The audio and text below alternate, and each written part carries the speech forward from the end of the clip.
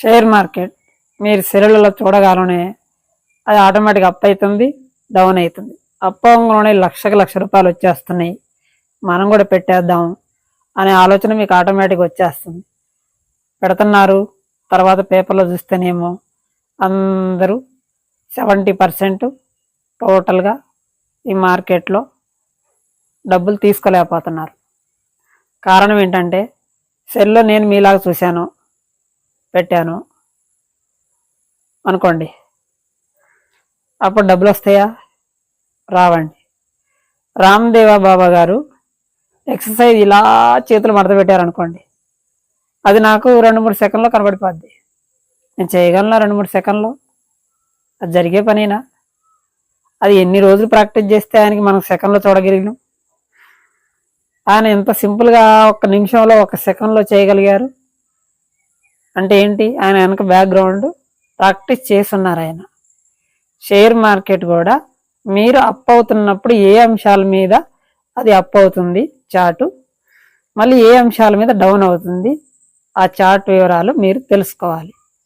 మీరు ఎప్పుడైతే అప్పు విషయాలు, డౌన్ విషయాలు, ఈ 2 రకాల విషయాలు మీరు ఎప్పుడైతే తెలుసుకుంటారో ఆ రోజు మీకు డబ్బులు కంపల్సరీ వస్తాయి. ఇది నా ఎక్స్పీరియన్స్తో నీకు చెప్తున్నమాట. షేర్ మార్కెట్లో మీ సెల్లో చూస్తుంది నిజమే, కానీ అది ఇక్కడ నుంచి ఇక్కడికి అప్ అండ్ అవుతుంది అన్నట్టుగా మీకు కరెక్ట్ కన్ఫామ్ ఉందా?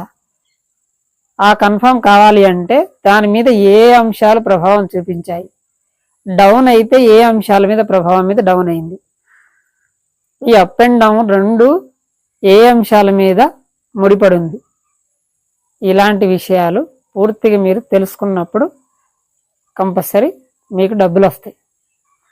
షేర్ మార్కెట్ చేయాలి, కానీ విషయాలు తెలుసుకొని చేయండి, అప్పుడు చాలా ఈజీ అవుతుంది.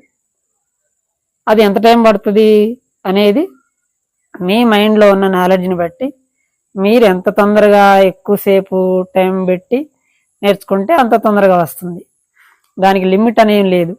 మీ టైం దొరకదు, నేను 1 ఇయర్లో 1 మంత్లో నేర్చుకోవాలా, నాకు 15 డేస్లో నేర్చుకోవాలంటే మీకు టైం అంత అవైలబుల్ ఉందా? అన్ని విషయాలు నేర్చుకునే టైం మీకుందా? అంత కాన్ఫిడెన్స్ లెవెల్ మీకుందా? ఉంటే మీకు ఆ విషయాలు మీరు నేర్చుకోగలరు. అంతేగాని నాకు ఈ టైంలో నేను నేర్చుకుంటా అంటే అంత ఈజీగా ఏది తొందరగా రాదు. పూర్తి విషయాలు మీరు తెలుసుకోండి, తెలుసుకొని చేయండి, మంచి ఫ్యూచర్ ఉంటుంది. లైక్ చేయండి, షేర్ చేయండి, సబ్స్క్రైబ్ చేయండి, కామెంట్ చేయండి.